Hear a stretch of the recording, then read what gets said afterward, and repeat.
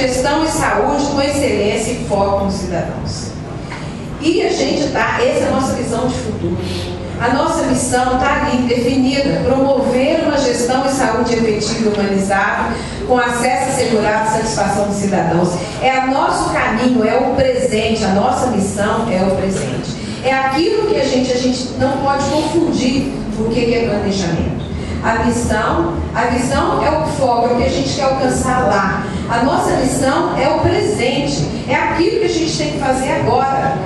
Então, o tempo todo também, a gente fazendo e o tempo todo revisando. Revisando o quê? Revisando o que a gente conseguiu, abandonando o que a gente não, aquelas estratégias que não nos levaram nos nossos objetivos finalísticos. Isso que é planejar o tempo todo. Então, a visão, gente, eu gostaria de parar a minha apresentação, porque tem uma pessoa aqui maravilhosa entre nós, o Dr. Daza. Por favor, Dr. Daza. Nós queríamos que o senhor entrasse aqui. Carmen, por favor, acompanhe a apresentação.